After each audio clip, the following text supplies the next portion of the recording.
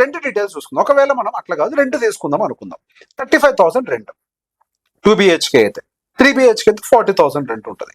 35,000 రెంట్కి మనం కనుక తీసుకుంటే హియర్ అండ్ అదే గేటెడ్ కమ్యూనిటీ దగ్గర యాన్యువల్ రేట్ ఆఫ్ ఇంక్రీజ్ అంత రెంటల్ 5%. ఓకే, పెంచి కూడా చూద్దాం, ఎక్కడ 5 ఉందబ్బా పెరుగుతుంది అంటే ఓకే, అది కూడా మాట్లాడదాం.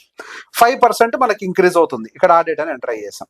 సో ఇక్కడ మనం ఏం చేస్తున్నామనంటే ఇయర్లీ ఒక వ్యక్తి ఈఎంఐ కడుతున్నాడు 96,000, ఇంకొక వ్యక్తి ఏం చేస్తున్నాడు 35,000 రెంట్ కడుతున్నాడు అదే ఫ్లాట్ కి. ఓకే, ఈ బ్యాలెన్స్ అమౌంట్ ఉంది కదా, ఈ టోటల్ 96,000 లో నుంచి ఈఎంఐ అమౌంట్ తీసేస్తే బ్యాలెన్స్ అమౌంట్ ఉంది కదా, ఆ వ్యక్తి ఆ బ్యాలెన్స్ అమౌంట్ ని ఇన్వెస్ట్ చేస్తున్నాడు ఎస్ఐపిలో.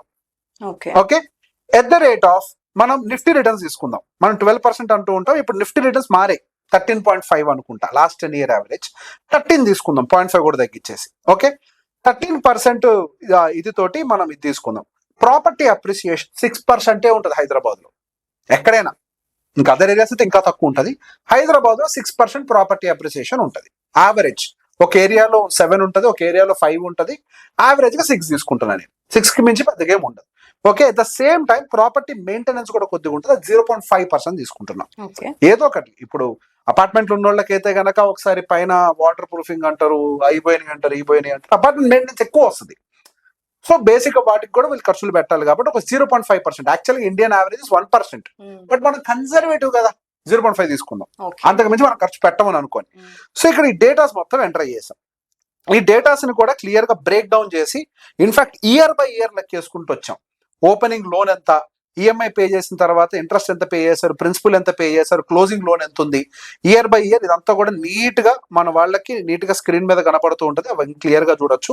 మెయింటెనెన్స్ ఎంత పే చేస్తున్నారు, ట్యాక్స్ సేవింగ్స్ కూడా తీసుకున్నాం. ఈఎంఐ తీసుకుంటే ట్యాక్స్ సేవింగ్ వస్తుంది కదా, అది కూడా క్యాలిక్యులేషన్స్ లో పెట్టుకున్నాం అన్ని రకాలుగా. సో ఓవరాల్ గా పెట్టుకున్న తర్వాత ఇక్కడ రెంట్స్ గురించి కూడా తీసుకున్నాం. 35,000 రెంట్, ఒకవేళ 35,000 రెంట్ కడితే సంవత్సరానికి ఎంత కట్టాడు, బ్యాలెన్స్ అమౌంట్, మంత్లీ ఎస్ఐపి ఎంత, యాన్యువల్ ఎంత ఇంట్రెస్ట్ ఎంత పే చేస్తున్నాడు, ఎస్ఐపి కార్పస్ ఎంత అక్యుములేట్ అవుతుంది, ఇట్లా ఓవరాల్ గా మొత్తం చేసుకుంటూ వస్తున్నాం. ఓకే, సో మేము ఈ అధ్యాయం మొత్తం చేసిన తర్వాత మాకు అర్థమైంది ఏంటి అని అంటే 20 సంవత్సరాల తర్వాత 1.5 కోటి ప్రాపర్టీ వాల్యూ 4,80,00,000గా మారుతుంది. ఆ 4,80,00,000లో ఈ మనిషి ఆల్రెడీ ప్రిన్సిపల్ అమౌంట్ కింద 1.5 కోటి కట్టాడు. అంటే అపార్ట్మెంట్ వాల్యూ 1.5 కోటి ప్లస్ వడ్డీ 1,20,00,000 కట్టాడు. అంటే ఎంత పుట్ టుగెదర్ 2,70,00,000 కట్టాడు. So net to net profit 20 సంవత్సరాల తర్వాత వ్యక్తికి ఎంత ఉంది అని అంటే 2,11,00,000గా ఉంది.